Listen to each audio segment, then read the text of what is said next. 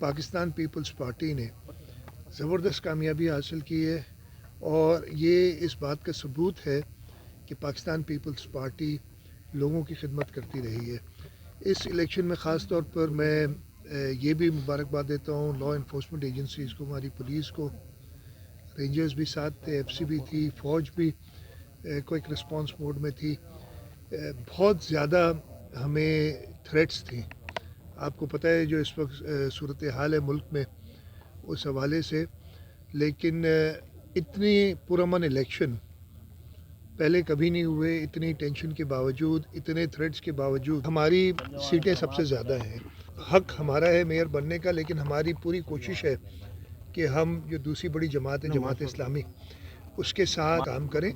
जमात इस्लामी के साथ मैं भी राब्ते में हूँ, हमारी पॉलिटिकल पार्टी के लोग भी राब्ते में हैं। उनके जो एक लीडिंग कैंडिडेट थे हाफिज़ नईमुल हक, उनसे मेरी इलेक्शन की रात को बात भी हुई थी। जब उन्होंने कहीं मैंने टीवी पे देखा कि उन्होंने इतराज़ किया है कि रिज़ल्ट नहीं मिल रहे, तो मैंने उन्हें फ़ोन करके बताया कि जी रिज़ल्ट हमें भी नहीं मिल रहे। हर पार्टी को हक है कि जाके इतराज़ करे, कहीं रिकाउंटिंग की दरख्वास्त देनी चाहे, वो भी इलेक्शन कमीशन फैसला करेगी। सिंपल मेजॉरिटी होती तो मैं क्लेम करता मेयर हमारा है, लेकिन हमारी सबसे बड़ी जमात बन के उभरी है। हक हमारा है और हम बाकी जमातों से बात करेंगे। एक बात ज़रूर सोच लें, अभी तो खैर मेरा ख्याल है उनको थोड़ी सोच आई होगी। वो तो समझे थे कराची से सारी सीटें ले जाएंगे, हैदराबाद से सारी सीटें ले जाएंगे, और तो उनको इतना बड़ा जो झटका लगा है उसके बाद शायद वो सोचने पे मजबूर हो। इसलिए अभी बात मैं यही सुन रहा हूँ कि नेशनल असेंबली में आने की भी बातें कर रहे हैं। मुझे नहीं पता, वो उनके अपने फैसले हैं। तो वो सोच ज़रूर रहे होंगे इस वक्त चीफ मिनिस्टर खैबर पख्तूनख्वा भी और इमरान खान भी, कि मैं क्या करने जा रहा हूँ। क्या मेरा पत्ता बिल्कुल साफ़ तो नहीं होने जा रहा है कि जो कि हो गया लोगों के दिलों से, लोगों के वोट उनको नहीं दे रहे। तो वो मैं चीफ मिनिस्टर खैबर पख्तूनख्वा, मेरे भाई हैं, मेरे साथ 4 साल से ज़्यादा उन्होंने काम किया है, और मैं उनको ये कहूँगा ज़रा सोच लें। इसलिए कि असेंबली तोड़ने का मतलब होता है कि आप एडमिट करें कि आपसे हुकूमत नहीं चल रही, आप मेजॉरिटी खो चुके हैं। अगर आप भी चौधरी परवेज़ इलाही की तरह एक शख्स की अना की खातिर पूरे सूबे के लोगों को एक इम्तिहान में डालना चाह रहे हैं, तो खैबर पख्तूनख्वा में वो ना करें तो बेहतर है। लेकिन जैसे मैंने कहा, फ़ैसला उनका है।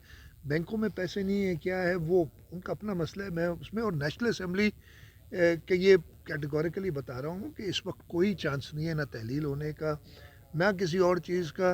अगस्त में गालिबन 12 है या 12 अगस्त है या अराउंड दिस डेट है, जिस दिन नेशनल असेंबली की और सूबाई असेंबली की भी उसी तारीख़ों में जो है वो मुद्दत पूरी होगी।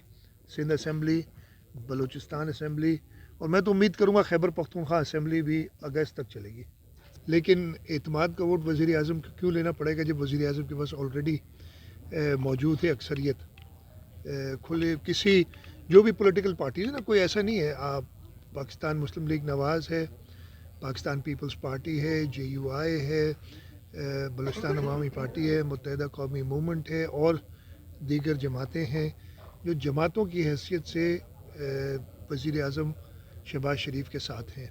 कल 105 पे कराची में रुपए किलो में आटा, वो 2.5 नंबर आटा जो कहते हुए है, और मुझे महकमा फूड ने ये यकीन दिलाया है कि 20 तारीख तक ये स्टेबलाइज होगा 95 रुपीज़ किलोग्राम पे। तो ये आप कह रहे हैं ना, वो बिल्कुल आप दुरुस्त कह रहे हैं, लेकिन वो ऑलरेडी काबीना ऐलान कर चुकी है, तरसील देगी, करेगी। उसके साथ साथ काबीना ने ये भी कहा है फूड डिपार्टमेंट को कि इस साल इंशाल्लाह ताला हमारा अच्छा क्रॉप होगा, और 15 फरवरी से वो अपने जो फीड प्रोक्योरमेंट के सेंटर्स हैं उनको खोले। उस पर भी हम फॉलो अप कर रहे हैं।